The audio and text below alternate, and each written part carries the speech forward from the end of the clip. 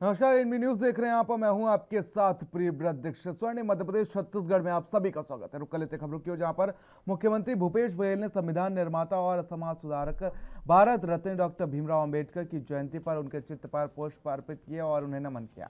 इस अवसर पर नगरीय प्रशासन मंत्री डॉक्टर शिव कुमार डहरिया और उद्योग मंत्री कवासी लखमा भी वहां उपस्थित रहे। इस मौके पर बाबा साहब के अमूल्य योगदान को याद करते हुए सीएम भूपेश बघेल ने कहा कि बहुआयामी व्यक्तित्व के धनी डॉक्टर अंबेडकर भारतीय संविधान के प्रारूप समिति के अध्यक्ष थे। उन्होंने विविधता के लिए भारत देश को एक मजबूत और लोक हितैषी संविधान दिया, जिसकी नींव पर भारतीय लोकतंत्र निरंतर पल्लवित हो रहा है।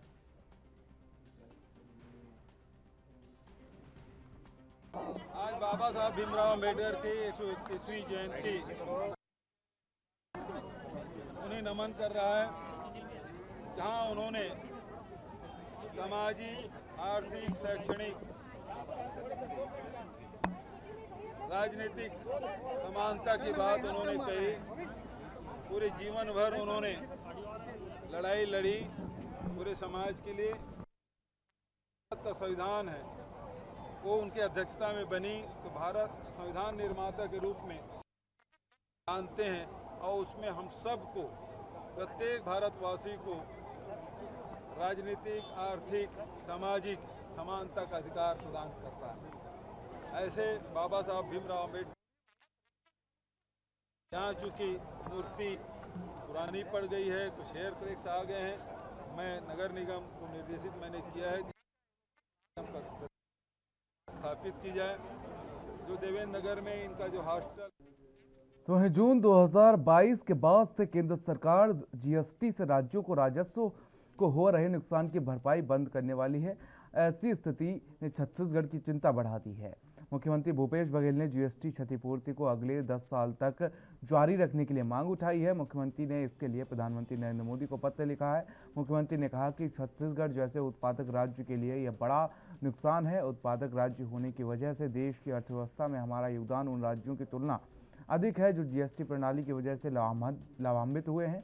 मुख्यमंत्री का कहना है कि अगर जून 2022 के बाद जीएसटी क्षतिपूर्ति नहीं दिया जाता तो छत्तीसगढ़ को अगले वर्षों में करीब 5,000 करोड़ के राजस्व का नुकसान होगा। दूसरे राज्यों को भी अगले सालों में राजस्व की कमी का सामना करना पड़ेगा। इससे विकसित कार्य भी प्रभावित होंगे।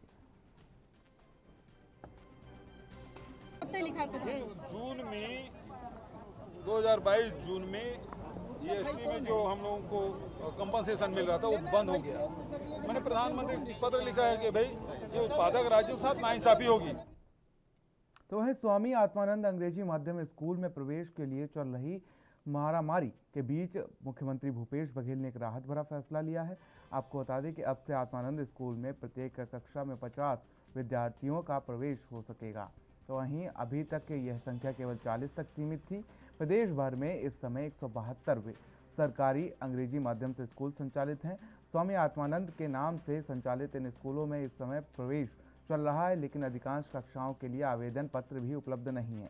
स्वामी आत्मानंद स्कूल के पोर्टल पर स्कूलों का नाम और कक्षा का विवरण डालते ही सीट रिक्त नहीं होने के संदेश मिलता है। उसके बाद आवेदन की प्रक्रिया आगे नहीं बढ़ती। पिछले कुछ दिनों से लोगों की परेशानी बढ़ गई है। अधिकांश लोग अपने बच्चों को स्वामी आत्मानंद स्कूल में पढ़ाना चाहते हैं, लेकिन स्कूलों में सीट नहीं होने से दिक्कतें बढ़ गई थीं। लोगों की मांग को देखते हुए सरकार ने सीटों की संख्या बढ़ाकर अधिकतर लोगों को प्रवेश देने का फैसला किया है। लगातार डिमांड थी, क्योंकि ये हमारी योजना बहुत लोकप्रिय है। 176 स्कूल हमारे चल रहे हैं और लगातार डिमांड ये आ रही है कि इसको बढ़ाया जाना चाहिए। तो आज ही मैंने अंबेडकर जी की जयंती के अवसर पर तो है, मुख्यमंत्री भूपेश बघेल 2 मई से प्रदेश के सभी विधानसभा क्षेत्रों में मैराथन दौरा करेंगे। प्रशासनिक स्तर पर उनके कार्यक्रम को लेकर तैयारियां जोरों पर हैं। अधिकारियों का कहना है कि इस बार मुख्यमंत्री के दौरा कार्यक्रम की जानकारी जिला प्रशासन को भी नहीं होगी। जिला प्रशासन को एक दिन पहले ही दौरे की जानकारी दी जाएगी। मुख्यमंत्री के कार्यक्रम के रणनीतिकार ऐसा इसलिए कर रहे हैं ताकि सरकारी योजनाओं का क्रियान्वयन की जमीनी सच्चाई को पता चल सके। साथ ही विधानसभा क्षेत्रों में मुख्यमंत्री शासकीय योजनाओं के क्रियान्वयन की समीक्षा भी करेंगे। इस दौरान लापरवाही सामने आने पर अफसरों पर घास भी गिर सकती है, इसलिए जिला स्तर पर भी तैयारियां शुरू हो गई हैं। बताया जा रहा है कि मुख्यमंत्री भूपेश बघेल प्रदेश की सभी 90 विधानसभाओं में सरकार की जन कल्याणकारी योजनाओं के क्रियान्वयन की जमीनी स्तर पर अवलोकन करेंगे। आम लोगों, जनप्रतिनिधियों, सामाजिक संगठनों से चर्चा कर उनका फीडबैक भी लेंगे। वे अपने इस दौरे के दौरान गाँव, तहसीलों, कार्यालयों, पुलिस थानों, जनपद कार्यालयों, स्कूलों, आंगनबाड़ी, स्वास्थ्य केंद्रों के कामकाज और सड़क, पानी, बिजली जैसी मूलभूत अधोसंरचनाओं की उपलब्धता की समीक्षा करेंगे।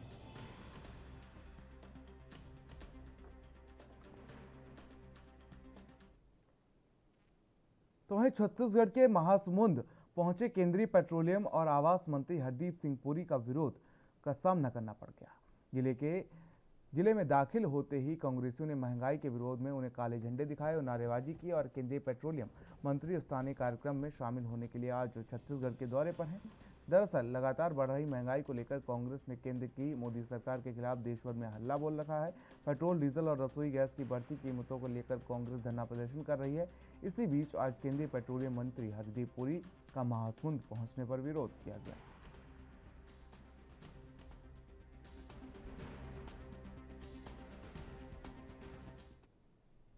तो वहीं पेट्रोल, डीजल समेत अन्य वस्तुओं की महंगाई से जूझती छत्तीसगढ़ की जनता को एक और बड़ा झटका लगा है। छत्तीसगढ़ में बिजली की दरें बढ़ा दी गई हैं। छत्तीसगढ़ राज्य विद्युत नियामक आयोग ने बिजली की नई दरें बढ़ाई हैं और इसका ऐलान किया है।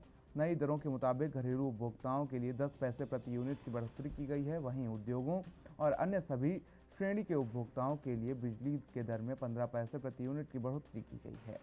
छत्तीसगढ़ विद्युत नियामक आयोग के अध्यक्ष हेमंत वर्मा ने बताया कि इसे मामूली वृद्धि कहें। हेमंत वर्मा ने बताया कि बिजली की दरों में मामूली बढ़ोतरी ही की गई है। बिजली कंपनियों ने 2022-23 के लिए 1004 करोड़ रुपए का राजस्व घाटे की पूर्ति को प्रस्ताव दिया था। अगर इसकी भरपाई की जाती तो करीब 5.39% की बढ़ोतरी करनी पड़ती, लेकिन इसे घटाकर 386 करोड़ रुपए का मान्य किया गया है। ऐसे में बिजली की दरों में औसतन 2.31% की वृद्धि की गई है और 1 अप्रैल से सभी दरें प्रभावी मानी जाएंगी, यानी इस महीने से ही उपभोक्ताओं को बिजली का करंट लगना शुरू हो जाएगा।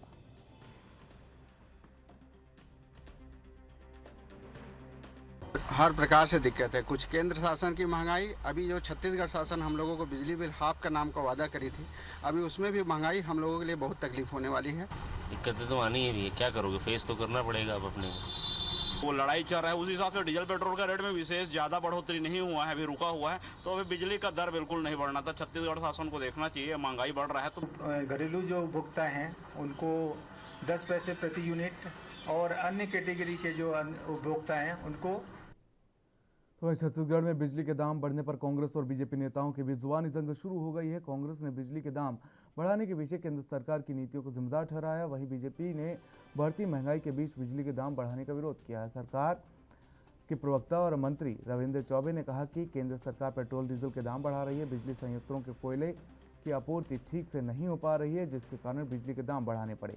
उधर पूर्व मुख्यमंत्री डॉक्टर रमन सिंह ने राज्य सरकार पर निशाना साधा है। रमन सिंह ने कहा कि बिजली बिल हाफ का झांसा देकर सत्ता में आए भूपेश बघेल आम जनता को बिजली का करंट लगा रहे हैं।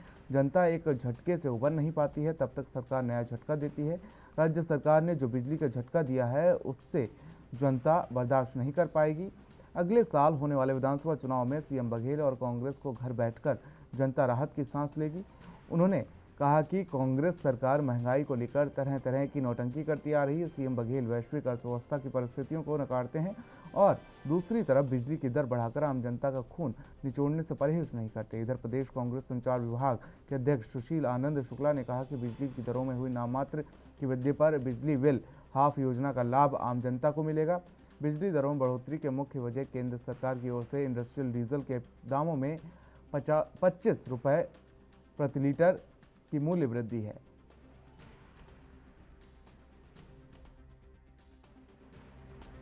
शुरू से जब डीजल, पेट्रोल और रसोई गैस की कीमत बढ़ा उसी समय समझ आना चाहिए था। ये सब चीज़ तो उससे रिलेटेड है। तो ये सब चीज़ें, ट्रांसपोर्टेशन सबसे पहला है। तो ये तो महंगाई बढ़ाने की जो मूल है उसको आप बढ़ा दिए तो सब तरफ उसका असर होगा। न केवल किसान, आम आदमी केंद्र सरकार के मोदी जी के द्वारा बढ़ाई गई महंगाई से त्रस्त है और कोयले की कीमत बढ़ेगी, डीजल की कीमत बढ़ेगी तो स्वाभाविक है सभी चीजों की कीमत बढ़ेगी। इससे आप आकलन लगा सकते हैं ये महंगाई का जवाबदार केवल और केवल मोदी सरकार। केंद्र की सरकार ने जो कोयले के दामों में वृद्धि की है, अन्य चीजों में वृद्धि की है, इसलिए बढ़ाया जाना आवश्यक था, क्योंकि हमारी जो विद्युत कंपनी है वो बहुत घाटे में जा रही थी। वास्तविक में इन्होंने कहा था कि बिजली बिल हाफ करेंगे, लेकिन आप देखेंगे कि उससे ज्यादा पिछले बार भी किसानों से, ये आम उपभोक्ता से वसूल लिए। इस बार भी जो किए हैं ये सरकार को महंगा पड़ेगा, ये लाख बहाना करे, लेकिन जो वादा किए उस वादे को निभाने में सरकार असफल रही है। लगातार ये बढ़ा रहे हैं और बढ़ाने के साथ साथ जो है, तो वहीं प्रधानमंत्री नरेंद्र मोदी ने मध्य प्रदेश के सागर जिले के सुधीर कुमार जैन को पत्र लिखकर उन्हें प्रधानमंत्री आवास योजना के तहत पक्का घर मिलने पर बधाई दी है और साथ ही कहा कि अपनी छत, अपना घर पाने की खुशी अनमोल होती है। प्रधानमंत्री नरेंद्र मोदी ने अपने पत्र के जरिए सुधीर को बधाई देते हुए लिखा कि मकान केवल ईंट सीमेंट से तैयार ढांचा नहीं, बल्कि इससे हमारी भावनाएं, हमारी आकांक्षाएं जुड़ी होती हैं। घर की चारदीवारी सुरक्षा के साथ साथ हमें अंदर बेहतर कल का भरोसा और विश्वास भी पैदा करती है। बता दें कि कुछ समय पहले ही सुधीर को पीएम आवास योजना के तहत अपना पक्का आवास मिला है, जिसके मिलने की खुशी में सुधीर ने प्रधानमंत्री मोदी को पत्र लिखकर उनका शुक्रिया अदा किया है।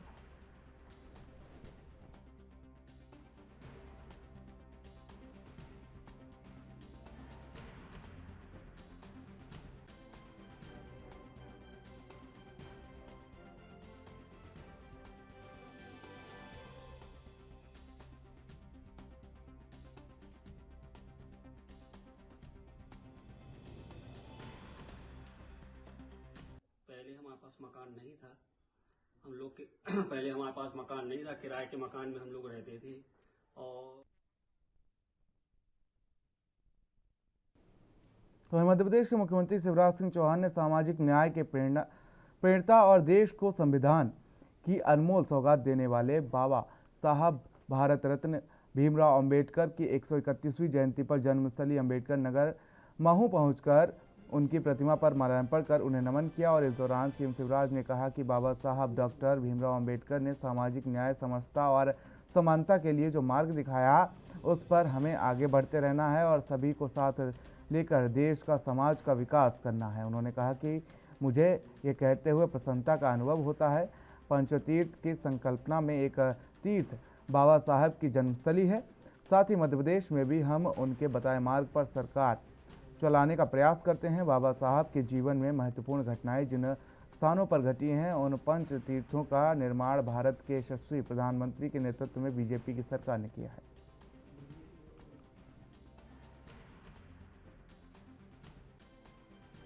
मैं इस पुण्य और इस पवित्र स्थल पर जब बाबा साहब का जन्म हुआ, पधारे सभी बहनों और भाइयों का हृदय से स्वागत करता हूं। बाबा साहब ने भारत को संविधान दिया। बाबा साहब ने कहा स्वतंत्रता, समानता और बंधुत्व का भाव समाज के अंदर रहना चाहिए। शिक्षित बनो, संगठित रहो, संघर्ष करो और बाबा साहब के द्वारा दिए हुए संविधान के अनुसार आगे देश चल रहा है। मुझे ये कहते हुए प्रसन्नता का अनुभव होता है कि पंचतीर्थ की जो हमारी कल्पना थी, उसमें से एक तीर्थ ये जन्मस्थान तीर्थ है और यहाँ बाबा साहब विराजते हैं। उनका दर्शन करके हम धन्य होते हैं और प्रदेश में भी उनके बताए मार्ग पर चलकर हम सरकार चलाने का प्रयास कर रहे हैं। आज क्योंकि भोपाल में भी एक बड़ा कार्यक्रम है राज्य स्तरीय, लेकिन सबसे पहले बाबा साहब के चरणों में प्रणाम करने आना था। उनके चरणों में प्रणाम किया और यही संकल्प हमने लिया कि बाबा साहब आपके रास्ते पर, आपके बताए रास्ते पर चलकर सबको सामाजिक न्याय दे सकेंगे। सामाजिक समरसता के साथ सामाजिक न्याय ये मूल मंत्र है जो सबसे पीछे और नीचे। तो स्वर्णिम मध्य प्रदेश छत्तीसगढ़ में खबरों का सिलसिला लगातार जारी है। रुकेंगे छोटे से ब्रेक के लिए।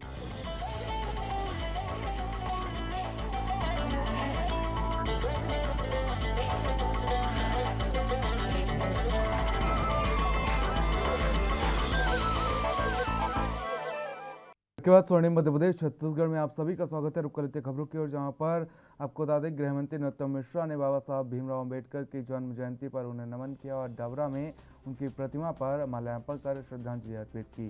साथ ही आपको बता दें कि इस दौरान उन्होंने कहा कि आदरणीय बाबा साहब ने शोषित वर्ग के कल्याण सुनिश्चित करने के लिए जो कार्य किए हैं वे अनुकरणीय हैं। उनकी पूर्ण स्मृति को श्रद्धापूर्वक नमन करता हूँ।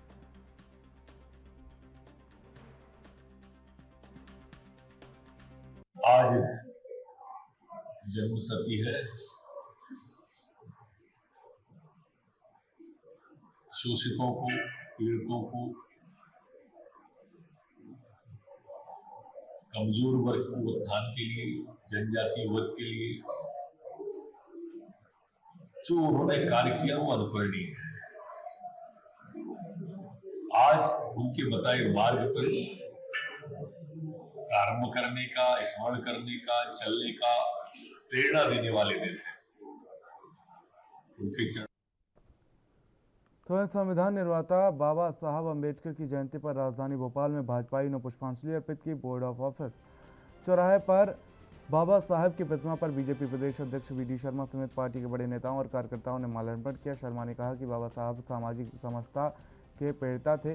पूरे प्रदेश में हर बूथ पर बीजेपी कार्यकर्ता अंबेडकर जी के विचारों को लोगों तक पहुंचाने और अपनी भावांजलि श्रद्धांजलि अर्पित कर रहे हैं। भारत के संविधान के निर्माता, सामाजिक समरसता के प्रणेता बाबा साहब अंबेडकर की आज जन्म जयंती है। जन्म जयंती के अवसर पर मैं पूरे मध्य प्रदेश के प्रदेशवासियों को, भारतीय जनता पार्टी के सभी कार्यकर्ताओं को बहुत हृदय से शुभकामनाएं देता हूं। और आज भारतीय जनता पार्टी, हम सब लोगों ने मिलकर के बाबा साहब के चरणों में अभी पुष्पांजलि की है, माल्यार्पण किया है। आज प्रत्येक बूथ पर 64,364 बूथों पर भारतीय जनता पार्टी मध्य प्रदेश का प्रत्येक बूथ का कार्यकर्ता बाबा साहब अंबेडकर के विचारों पर, सामाजिक समरसता के संकल्प को लेकर जो माननीय प्रधानमंत्री जी ने सबका साथ, सबका विकास और सबका विश्वास का जो मंत्र है, जो बाबा साहब का मंत्र था, उस पर आज हम प्रत्येक बूथ पर भारतीय जनता पार्टी के कार्यकर्ता बाबा साहब को प्रणाम करेंगे, उनको नमन करेंगे और बाबा साहब के विचारों। तो वहीं मध्य प्रदेश के चिकित्सा शिक्षा मंत्री विश्वास सारंग ने बाबा साहब अंबेडकर की जयंती पर कहा कि बीजेपी हमेशा बाबा साहब अंबेडकर की जयंती को बड़े उत्साह के साथ मनाती है। जैसा उनका जन्म स्थल मऊ में है, हमने मेला लगाने की शुरुआत की थी। पत्थरबाजी मामले पर मंत्री ने कहा कि जो कानून अपने हाथों में लेते हैं, गुंडे बदमाश मध्य प्रदेश से बख्शे नहीं जाएंगे। साथ ही कांग्रेस के नेता में किसी ने भी अभी तक पत्थर चलाने का विरोध नहीं किया है, लेकिन पत्थरबाजों के खिलाफ कार्रवाई हुई तो कांग्रेस के पेट में दर्द हुआ। तो वहीं दिग्विजय सिंह का ट्विटर अकाउंट बैन करने पर मंत्री विश्वास सारंग ने कहा कि ट्विटर उपयोग करने वालों को धन्यवाद देता हूं। मुहिम चलाई थी कि दिग्गी के ट्विटर अकाउंट को बैन किया जाए। खुशी है कि लोगों ने ट्विटर को रिपोर्ट की है। तो वहीं विश्वास सारंग ने कहा कि हनुमान जयंती धूमधाम से मनाई जाए, कहीं कोई दिक्कत नहीं है, कहीं कोई दिक्कत नहीं आएगी। हनुमान भक्तों से कहा कि पूरी ताकत के साथ ये त्यौहार मनाएं।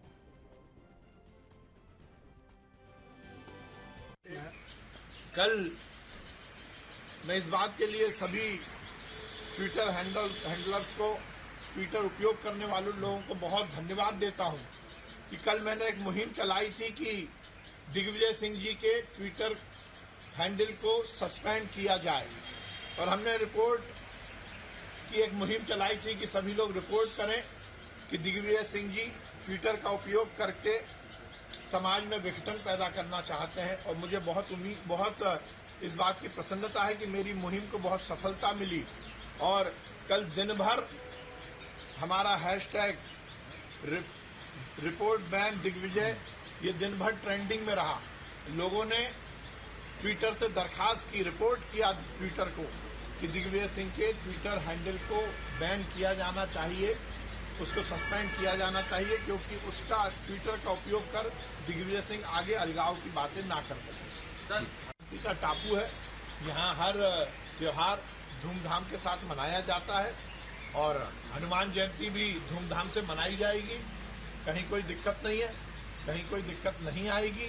हमारे सभी हनुमान भक्तों को मैं कहना चाहता हूँ, धूमधाम के साथ हनुमान जयंती मनाएं, हनुमान बब्बा का आशीर्वाद लें, पूरी ताकत के साथ हम त्योहार मनाएं। मध्य प्रदेश शांति का टापू है और मुझे पूरी उम्मीद है कि कोई भी वर्ग इन सब बातों को लेकर किसी भी तरह की कोई दिक्कत पैदा नहीं करेगा। कहीं कोई दिक्कत नहीं है।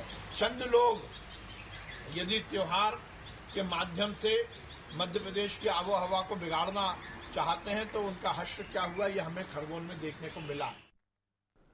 तो है अहिंसा के प्रेरणा स्रोत जियो और जीनो दे का अधिकार और संदेश देने वाले तीर्थंकर भगवान महावीर की आज जयंती मनाई जा रही है। तो वहीं आपको बता दें कि भोपाल शहर में जिनालयों में श्रद्धालुओं का तांता लगा है। जगह जगह महावीर जयंती का उल्लास नजर आ रहा है। भगवान महावीर की शोभा यात्रा निकाली जा रही। तो वहीं शहर के प्रमुख चौराहे जिनालय से श्री दिगंबर जैन समाज ट्रस्ट समिति की ओर से भव्य शोभा यात्रा निकाली गई। तो वहीं मुख्यमंत्री शिवराज सिंह चौहान ने भी इस शोभा यात्रा में शामिल हुए और जैन समाज के लोगों को भगवान महावीर जयंती की बधाई दी।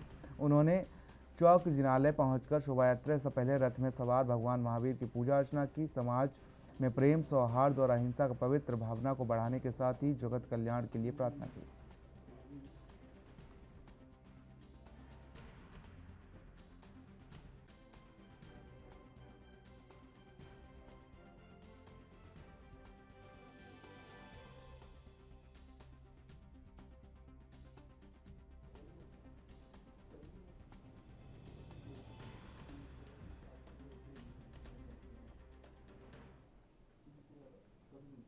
तो है मध्य प्रदेश के मुख्यमंत्री शिवराज सिंह चौहान से आज बॉलीवुड अभिनेता अक्षय कुमार ने सीएम हाउस में मुलाकात की है।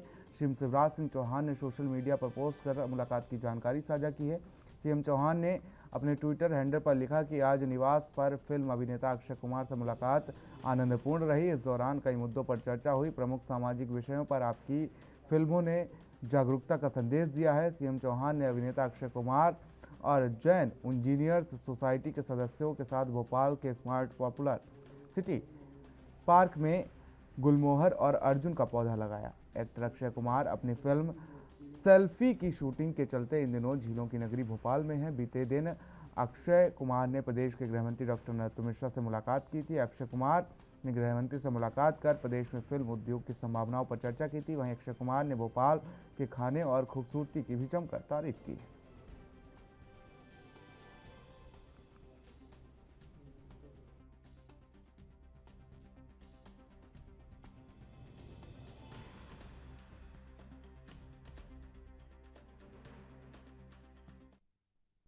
तो वहीं मध्य प्रदेश के गृहमंत्री नरोत्तम मिश्रा ने कहा कि हिंसा प्रभावित खरगोन में अब स्थिति नियंत्रण पूर्वक है।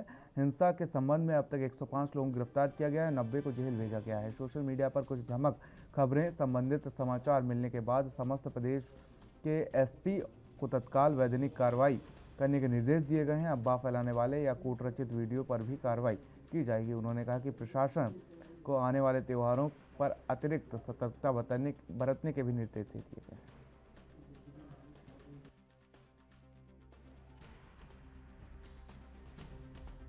105 के आसपास लोग गिरफ्तार हुए।